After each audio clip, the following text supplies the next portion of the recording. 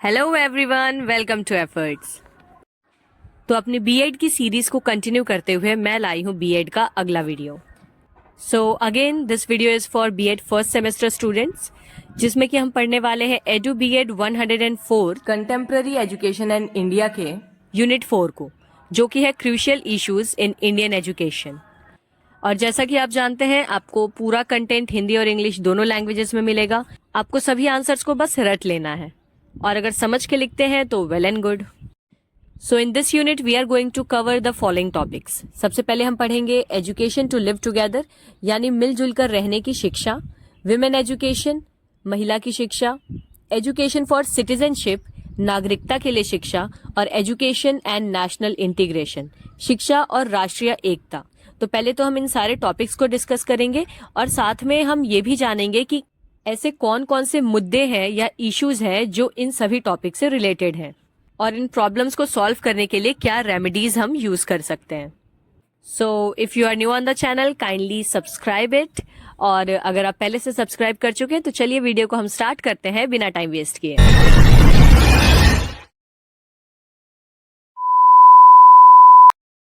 I'm Captain Jack Sparrow.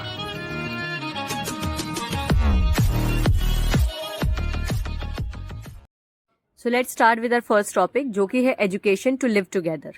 इसका मतलब ये होता है एक साथ रहने के लिए शिक्षा। यानी क्या आजकल के स्कूल बच्चों को एक साथ रहने के लिए किसी तरह की शिक्षा दे रहे हैं? और अगर हाँ, तो आखिर समाज में इतना ज्यादा अलगाव क्यों बढ़ता जा रहा है? तो will start with our introduction. Education to live together means learning how to be a good neighbor, a supportive friend, and a fair citizen in a country as big and diverse as India. For a country with so many different religions, languages, and backgrounds, this is the most important part of school. तो जब हम कहते हैं कि एक साथ रहने के लिए शिक्षा, इसका साफ मतलब ये होता है कि हम शिक्षा के माध्यम से ये सीखते हैं कि हम एक अच्छा पड़ोसी, एक सहयोगी मित्र और भारत जैसे विविध देश में रहने वाला एक सच्चा नागरिक कैसे बन सकते हैं।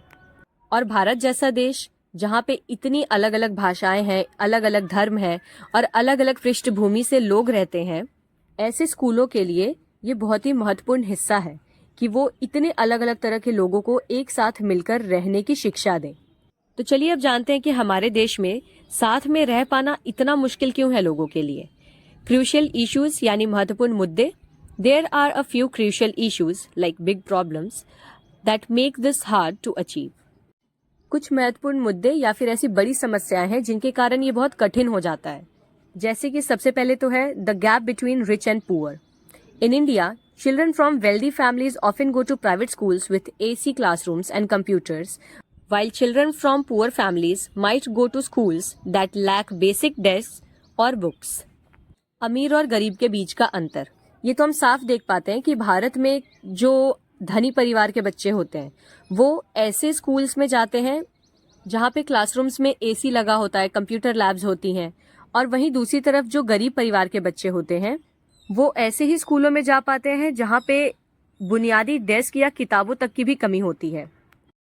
The issue, when children from different backgrounds don't sit in the same classroom, they don't learn about each other's lives. This creates a wall between people before they even grow up.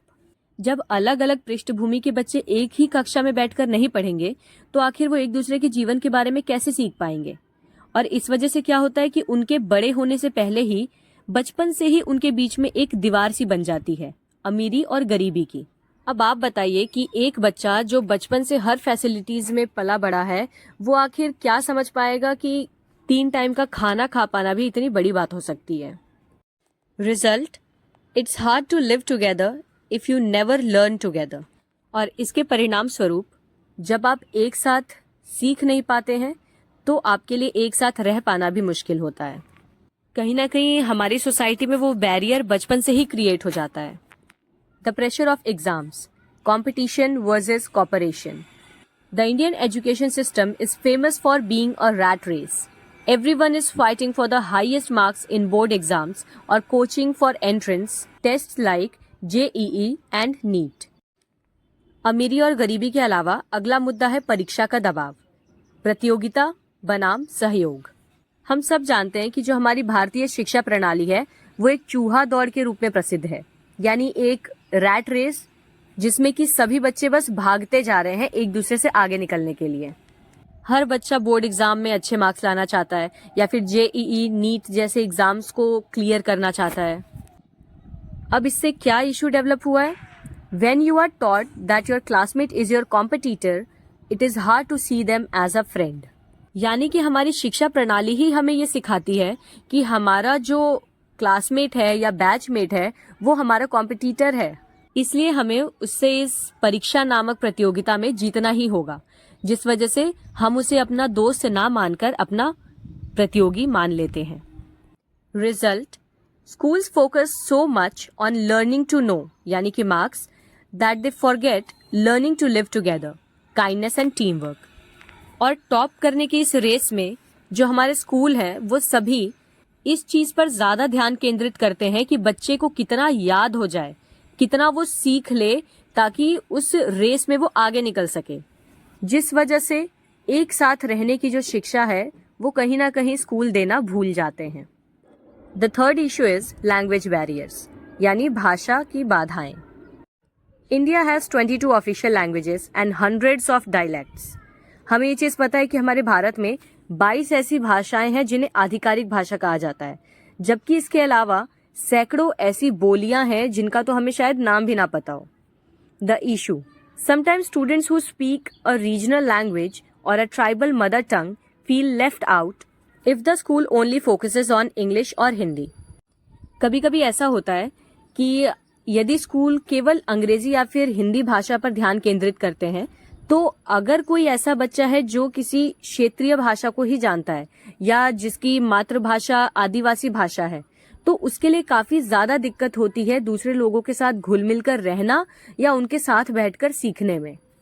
Result: if a student feels their language isn't respected, they might feel like they don't belong, which makes it harder to unite with others.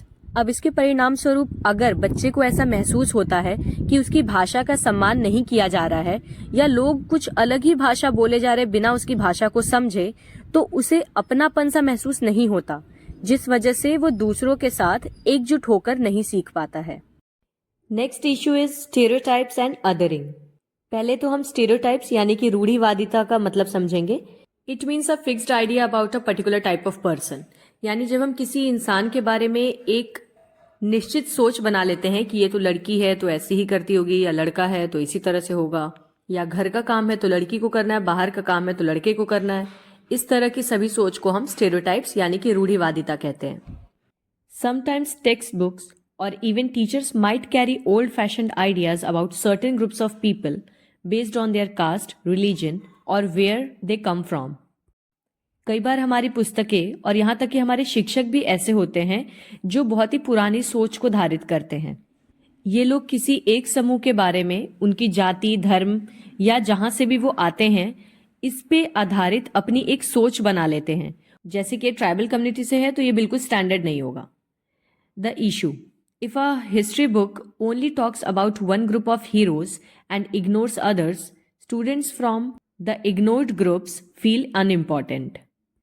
अब आप ऐसा समझिए कि मान लीजिए कि हमारी जो इतिहास की किताबें हैं उसमें सिर्फ किसी एक ही जाति या एक ही धर्म के हीरोज के बारे में लिखा गया हो, तो इस वजह से क्या होगा कि जो दूसरी जाति के लोग होंगे वो अपने आप को कम महत्वपूर्ण समझेंगे या अपने आप को रिलेट नहीं कर पाएंगे उन स्टोरीज से। Result: this leads to othering, thinking that people who are different from us are outsiders. इसका परिणाम ये होता है कि लोगों के अंदर अन्य की भावना आ जाती है, जिसकी वजह से हम ये सोचने लगते हैं कि ये लोग हमारे जैसे नहीं हैं तो ये बाहर से आए हैं। जैसे कि आपने आर्यन इन्वेजन थ्योरी भी कई बार सुनी होगी कि अगर द्रविडियंस आर्यन से अलग हैं तो उनका मानना यह है कि आर्यंस बाहर से आए हैं। तो ये बिल्कुल अननेसेसरी का सेंसलेस डिवीजन है जो लोगों के बीच में क्रिएट हो जाता है। अब हम सिर्फ प्रॉब्लम्स पे ही तो बात नहीं करेंगे, इसके कुछ हम उपाय भी जान लेते हैं। Remedies: to live together happily Indian schools need to, यानी खुशी से एक साथ रहने के लिए भारतीय स्कूलों को क्या बदलाव करने होंगे। सबसे पहले तो है mix classrooms. Bring kids from all walks of life into the same school like the right to education act tries to do. आपने मिश्रित कक्षाओं के बारे में सुना होगा। जो हमारा शिक्षा का अधिकार अधिनियम है, ये मिश्रित कक्षाओं की बात करता है जिसमें अलग अलग क्षेत्रों के बच्चे एक साथ मिलकर पढ़ सकें। Teach empathy. Instead of just maths and science, school should have projects where students solve community problems together. देखिए, सिंपैथी और एम्पैथी, इन दोनों में डिफरेंस समझिए। सिंपैथी का मतलब होता है सहानुभूति और एम्पैथी का मतलब होता है समानुभूति।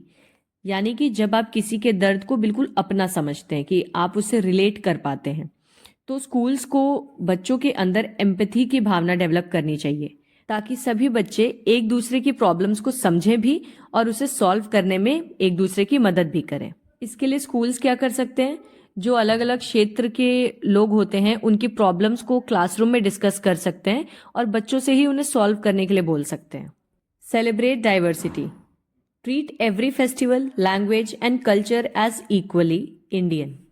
स्कूलों में विविध तरह के जश्न मनाए जाने चाहिए, यानी आप त्योहार, भाषा या संस्कृति, इन सभी को समान रूप से केवल भारतीय मानकर मनाएं।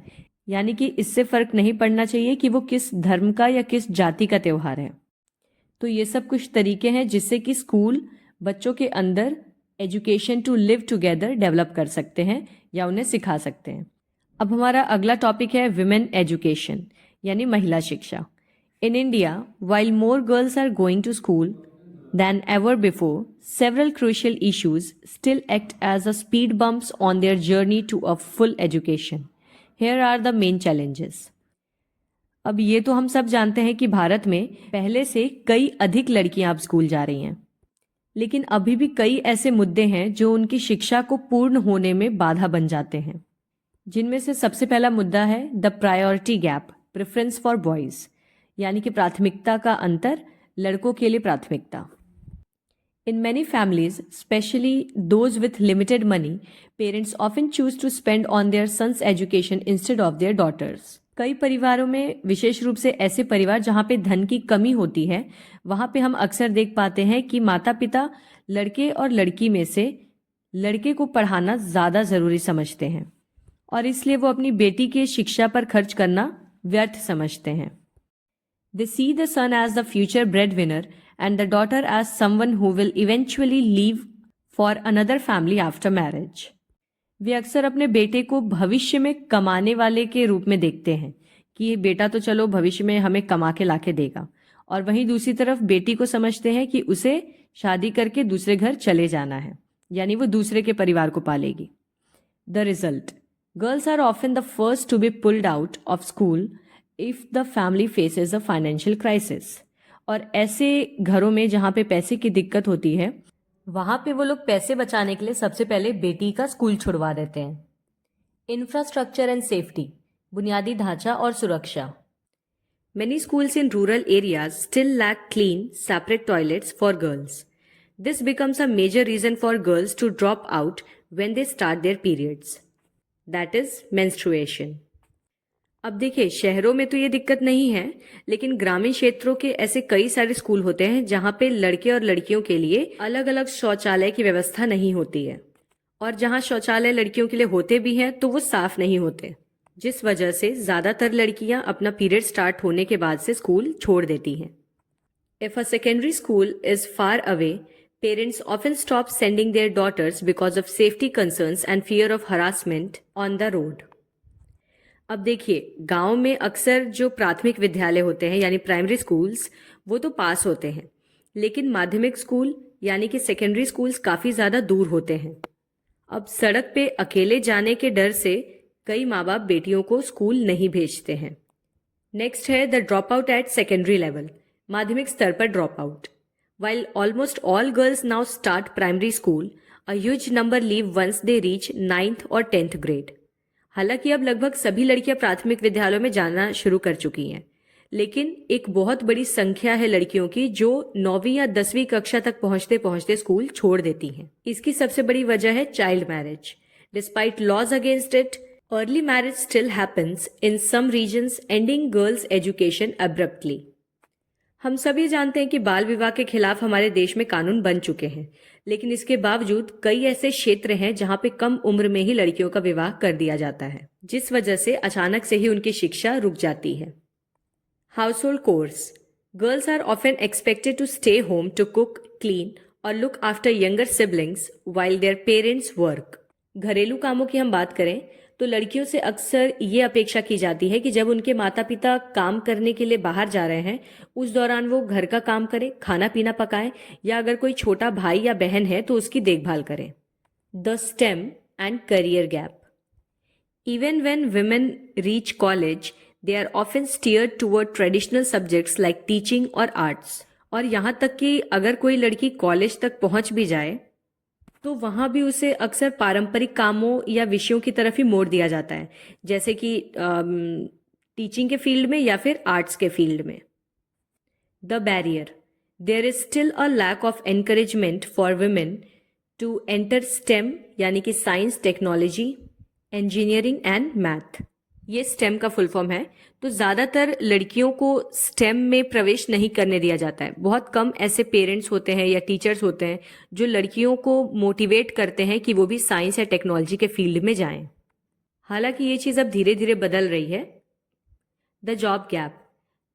Many women finish their degrees but never enter the workforce because of family pressure to get married and stay home। नौकरी में अंतर। कई सारी महिलाएं अपनी डिग्री तो पूरी कर लेती हैं, लेकिन डिग्री पूरी होने के बावजूद वो कभी भी जॉब नहीं कर पाती हैं क्योंकि शादी और परिवार की जिम्मेदारियों की वजह से उन्हें अपने लिए समय नहीं मिल पाता है। अब इसकी क्या रेमेडीज हैं? To fix these issues, India needs to focus on safety and incentives. Key remedies include. इन मुद्दों को ठीक करने के लिए भारत को सुरक्षा और प्रोत्साहन पर ध्यान देने की जरूरत है। तो कुछ प्रमुख उपाय इस तरह से हैं। सबसे पहले है cash incentives, providing scholarships to families for keeping daughters in school.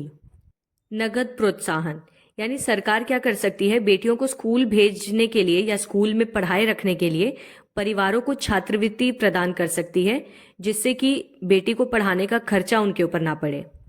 Safe transport, offering free bicycles और स्कूल बसेस। इवन जहाँ पे रोड की या डिस्टेंस की दिक्कत है वहाँ पे लड़कियों को फ्री बाइसिकल्स या फिर पब्लिक ट्रांसपोर्ट प्रोवाइड करा सकती हैं। Infrastructure, building private toilets and providing sanitary pads. बुनियादी ढांचा स्कूलों का सुधारा जाना बहुत ज़रूरी है, यानी कि सभी स्कूलों में निजी शौचालय लड़कियों के लिए निर्माण कराए जाएं और इसके अलावा उन्हें सैनिटरी पैड्स भी उपलब्ध कराए जाएं। Awareness, community programmes to end child marriage and promote gender equality, यानी सबसे ज़्यादा ज़रूरी है जागरूकता बढ़ाना, जिससे कि हम बाल विवाह जैसे कुप्रथाओं को समाप्त कर सकें और इससे लैंगिक समानता को भी बढ़ावा मिले। So moving further, our next topic is education for citizenship, नागरिकता के लिए शिक्षा। Citizenship education in India aims to create good citizens, people who are aware of their rights, perform their duties, and respect the democratic values of the country. However, doing this in a classroom is harder than it sounds. Here are the most crucial issues in simple words.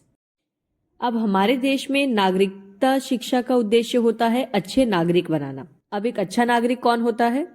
यानी ऐसा इंसान जिसे अपने अधिकारों के बारे में पता हो, जो अपने कर्तव्यों का पालन करता हो और जो देश के लोकतांत्रिक मूल्यों का भी सम्मान करता हो। और एक कक्षा के अंदर ये चीज कर पाना जितना सुनने में मुश्किल लगता है उससे कई गुना ज्यादा मुश्किल ये करने में है। तो अब हम जानेंगे कि ऐसा करने में क्या बाधाएं आती हैं। Number 1, focus on marks not mindsets, यानी मार्क्स पर ध्यान देना ना कि मानसिकता पर। In most Indian schools, civics, the study of citizenship, is just another subject to pass. Students often memorize the age for voting or the number of seats in the Lok Sabha to get high marks, but they don't always learn how to think critically or participate in their local community. अब भारत के ज्यादातर स्कूलों में civics, जिसे कि हम नागरिकता का अध्ययन भी कहते हैं, ये केवल एक उत्तीर्ण होने के लिए पढ़ा जाने वाला विषय है। छात्र अक्सर ज्यादा अंक पाने के लिए मतदान की उम्र या फिर लोकसभा राज्यसभा की सीटों को रट लेते हैं, लेकिन कभी भी वो इस काबिल नहीं बन पाते हैं कि वो अपने आसपास के स्थानीय समुदायों का हिस्सा बन सके या उनके साथ मिलकर समस्याओं का समाधान निकाल सके। The issue, students learn about democracy from books but they don't always practice it. अब मुद्दा यह है कि छात्र किताबों में से लोकतंत्र की परिभाषा तो रट लेते हैं, लेकिन इसका इस्तेमाल अपने निजी जीवन में नहीं कर पाते हैं। Next is low priority in the time table. समय सारणी में कम प्राथमिकता। While subjects like maths and science get most of the attention, citizenship education is often ignored. Research shows that in many schools, only about 6% of class time is given to civic learning. अब अगर हम अपनी समय सारणी को देखें, यानी कि हमारे क्लास का टाइम टेबल, तो उसमें अक्सर हम देखते हैं कि मैथ्स या साइंस जैसे विषयों को सबसे अधिक समय दिया जाता है, जबकि नागरिकता शिक्षा जैसे विषयों को अक्सर नजरअंदाज कर दिया जाता है। शोध के अनुसार यह भी पता चला है कि स्कूलों में जो पूरे कक्षाओं का समय होता है उसका केवल 6% समय ही नागरिक शिक्षा को दिया जाता है। आप समझिए कि इस जनरेशन में सिविक सेंस की कितनी ज्यादा कमी है, और इसके लिए कहीं ना कहीं स्कूल्स भी बहुत ज्यादा रिस्पॉन्सिबल हैं। The issue when a subject is seen as easy और unimportant for careers, students and teachers don't take it seriously. और ये बहुत ही साधारण सी बात है कि जब हम किसी विषय को करियर के तौर पर आसान या फिर महत्वहीन समझते हैं तो ज्यादातर छात्र या शिक्षक उसे गंभीर रूप से नहीं लेते। मतलब जब हमने बच्चों को ये बता रखा है कि मैथ्स और साइंस सब्जेक्ट्स ही उनके करियर के लिए इंपॉर्टेंट हैं, तो फिर वो सिविक्स जैसे सब्जेक्ट पे अपनी एनर्जी या टाइम क्यों वेस्ट करना चाहेंगे।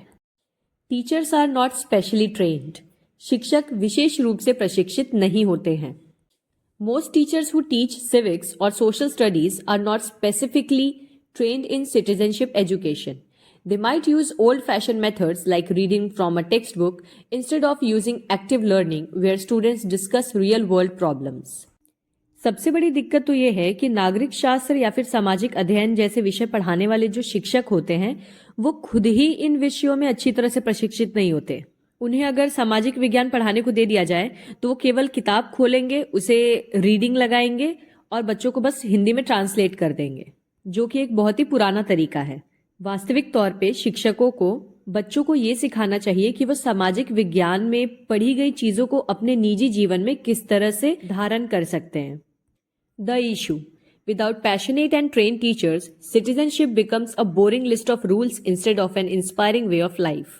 अब देखिए, शिक्षकों के सही तरह से प्रशिक्षित ना होने का सबसे बड़ा नुकसान तो ये है कि जो नागरिकता हमारे लिए एक प्रेरक जीवन की शैली बन सकती थी, इसकी बजाय अब ये केवल एक लंबी चौड़ी सूची बनकर रह गई है।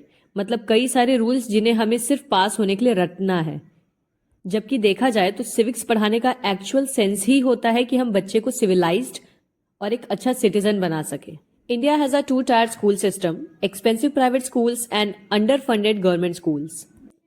अब भारत में दो तरह के स्कूल होते हैं। एक तो निजी महंगे स्कूल जो कि कोई प्राइवेट ऑर्गेनाइजेशन या इंडिविजुअल खोलते हैं, और दूसरे होते हैं वित्त पोषित सरकारी school. Private schools often have student councils and debate clubs that teach leadership. अब अगर हम निजी स्कूलों की बात करें तो उसमें अक्सर छात्र परिषद या फिर वाद विवाद क्लब होते हैं जहां पे बच्चों को नेतृत्व सिखाया जाता है। लेकिन वहीं दूसरी तरफ गवर्नमेंट स्कूल्स में struggle with basic needs like toilets और enough teachers, living little room for extra activities. सरकारी स्कूलों में तो शौचालय या फिर पर्याप्त शिक्षकों जैसी बुनियादी जरूरतों की भी व्यवस्था नहीं होती है, तो आखिर वो किसी अतिरिक्त गतिविधि को कराने के बारे में कैसे सोच सकते हैं। मतलब पहले बेसिक टॉयलेट या क्लासरूम या फिर रिक्वायर्ड नंबर ऑफ टीचर्स जैसी नेसेसिटीज तो पूरी हो जाएं, तब ना गवर्नमेंट स्कूल्स किसी और डेवलपमेंट के बारे में सोचेंगे। The issue: if only wealthy children get to practice leadership, then citizenship becomes a privilege rather than a right for everyone. तो समस्या वाली बात यह है कि अगर निजी स्कूल में पढ़ने वाले अमीर बच्चे ही सिर्फ नागरिकता के बारे में सीख पाएंगे तो कहीं ना कहीं नागरिकता का झुकाव एक ही तरफ हो जाएगा। जैसा कि आपने अगर फ्रेंच रिवॉल्यूशन पढ़ा हो तो आपको पता होगा कि फ्रेंच रिवॉल्यूशन होने के बाद जितने भी राइट्स उन लोगों को मिले थे वो सारे राइट्स केवल और केवल रिच लोगों के फेवर में थे। क्यों? क्योंकि वो पूरा रिवॉल्यूशन अमीर लोगों ने किया था, उन्होंने गरीबों के बारे में कुछ सोचा ही नहीं। तो जब अमीर और गरीब हर किसी को अपनी नागरिकता और अपने अधिकारों के बारे में पता होगा तभी देश सही तरीके से चल पाएगा। अब इसके रेमेडीज क्या हैं? चलिए उपाय जानते हैं। To fix these issues, India is shifting toward active learning. Key remedies include अब इन मुद्दों को ठीक करने के लिए भारत एक सक्रिय शिक्षण की ओर बढ़ रहा है, जिसमें से कुछ प्रमुख उपाय इस तरह से हैं। सबसे पहला तो है NEP 2020 integration, moving from rote memorisation to vibrant civic participation. देखिए, अगर आपको रेमेडीज के बारे में कुछ याद ना आए ना, तो आप हर आंसर में या हर पॉइंट में ना NEP 2020 लिख सकते हैं, क्योंकि हमारी जो ये न्यू एजुकेशन पॉलिसी है, इसमें कई सारी चीजों के बारे में बताया गया, जैसे कि पुरानी रटने वाली पद्धति को छोड़कर सक्रिय रूप से भागीदारी लेने वाली पद्धति को अपनाना। यानी हम शिक्षा को बच्चे के ऊपर थोपे नहीं, बल्कि उसे इस तरह से समझाएं कि वो अपने निजी जीवन में भी उसका इस्तेमाल कर सके। Teacher training, equipping educators to lead debates on real world issues, और जिसके लिए सबसे ज्यादा जरूरी है कि हम अपने शिक्षकों को प्रशिक्षित करें। जब हमारे टीचर्स ही एजुकेटेड नहीं होंगे तो वो न्यू जनरेशन के डिमांड्स के हिसाब से पढ़ा नहीं पाएंगे। Practical projects, making community service and youth parliaments mandatory. व्यवहारिक परियोजनाएं, यानी कि हर स्कूल में सामुदायिक सेवा या फिर युवा सांसद जैसे संगठन बनाए जाने चाहिए, ताकि बच्चों को ग्रुप में काम करना, लीडरशिप क्वालिटीज, ये सभी चीजें इंप्लीमेंट करना आ जाए। Digital literacy, teaching students to identify fake news and online rights. और इस सोशल मीडिया के युग में सबसे जरूरी तो है डिजिटल साक्षरता। इसका मतलब होता है कि छात्रों को फर्जी खबरों और ऑनलाइन अधिकारों की पहचान करना सिखाना, जिससे कि बच्चे फालतू के प्रोपेगेंडा या फेक न्यूज में पढ़कर अपने देश के अगेंस्ट ना जाएं। And finally the last topic is education and national integration, यानी शिक्षा और राष्ट्रीय एकता। Education is a powerful tool for bringing a diverse country like India together, but it faces several hurdles that can sometimes hinder national integration. Here are the crucial issues explained in simple terms. जितनी ज्यादा विविधता हमारे देश में है, ऐसे देश के नागरिकों को एक साथ रहना सिखाने में शिक्षा की बहुत बड़ी भूमिका है, लेकिन इसे कई सारी बाधाओं का सामना भी करना पड़ता है, और ये बाधाएं कभी कभी इतनी बड़ी हो जाती हैं कि ये राष्ट्रीय एकता पर भी खतरा बन जाती हैं। चलिए एक एक करके इन बाधाओं को समझते हैं। सबसे पहले है इनइक्वालिटी इन एक्सेस, पहुंच में असमानता। Not everyone in India gets the same quality of education. There is a massive gap between expensive private schools and underfunded government schools. When children from different backgrounds grow up with such different levels of opportunity, it creates a class divide rather than a sense of national unity. अब देखो, भारत में सभी को एक समान गुणवत्ता वाली शिक्षा नहीं मिल पाती है। कुछ बच्चे ऐसे होते हैं जो महंगे स्कूलों में पढ़ते हैं और अच्छी शिक्षा पाते हैं। वहीं दूसरी तरफ कुछ बच्चे ऐसे भी हैं जो सरकारी स्कूलों में पढ़ते हैं और उन्हें ज्यादा अच्छी सुविधाएं नहीं मिल पाती हैं, जिस वजह से उनके बीच में अंतर हो जाता है। अब जब बच्चे अलग अलग बैकग्राउंड वाले स्कूल में पढ़ेंगे, अलग अलग सुविधाएं उन्हें मिलेंगी, तो जाहिर सी बात है कि उनके बीच में एक डिवीजन क्रिएट होगा, ना कि इंटीग्रिटी। मतलब उनके बीच में दरार बनेगी, ना कि वो साथ मिलजुल कर रहना सीखेंगे। लैंग्वेज बैरियर्स, भाषा बाधाएं। India has hundreds of languages. Deciding which language to teach in, be it Hindi, English, or regional mother tongues, is a sensitive issue. If not handled carefully, language policies can lead to regional friction instead of bringing people together. Bharat में सैकड़ों भाषाएं बोली जाती हैं, तो ये तय कर पाना बहुत ही मुश्किल है कि हम पढ़ाने के लिए या कोई चीज समझाने के लिए किस भाषा का उपयोग करें, हिंदी का, अंग्रेजी का, या बच्चे की क्षेत्रीय मातृभाषा का। और ये एक बहुत ही संवेदनशील मुद्दा है, जिसे अगर हम सावधानी से इस्तेमाल ना करें तो ये आगे चलकर दिक्कत बन जाएगी।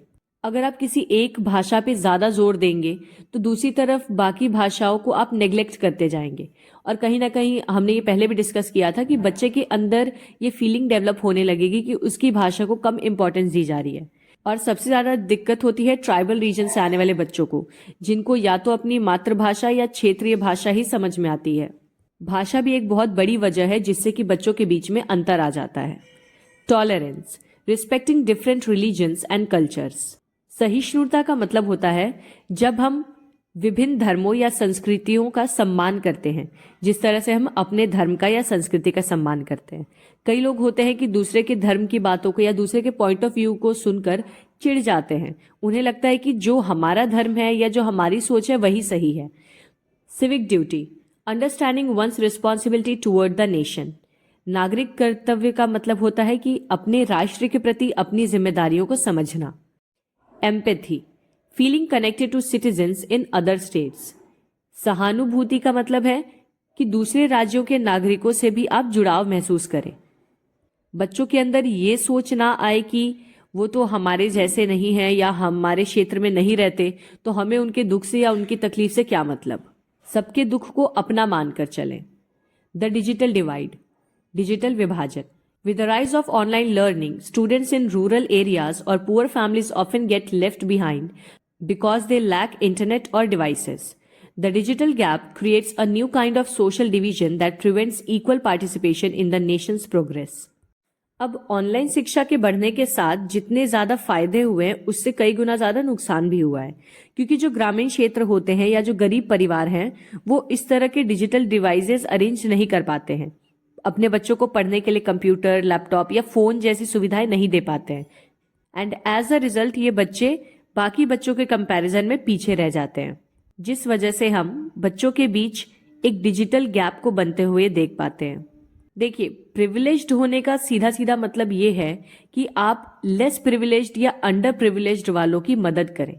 मतलब अगर आपके पास बहुत सारी संपत्ति और पैसे हैं, भगवान की कृपा से आप अमीर घर में पैदा हुए हैं, तो इट इज़ योर रिस्पॉन्सिबिलिटी कि आप उनकी मदद करें जो आपके जितने लकी नहीं हैं।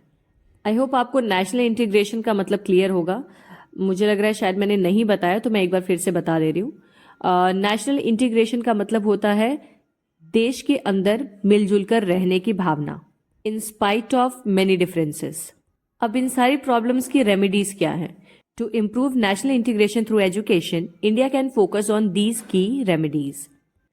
अब शिक्षा के माध्यम से राष्ट्रीय एकता में सुधार लाने के लिए भारत में हम इन प्रमुख उपायों पर ध्यान दे सकते हैं। सबसे पहले तो uniform curriculum, implement a common course syllabus that highlights national history alongside regional diversity.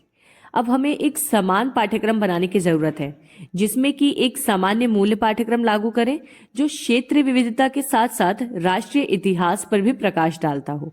यानी हम अपनी कॉमन हिस्ट्री को तो पढ़ाए ही, लेकिन उसके साथ साथ हर रीजन को भी कवर करें, छोटे से छोटे रीजन की भी हिस्ट्री पे ध्यान दिया जाए। Value education, teach secularism, tolerance and civic duties as core subjects.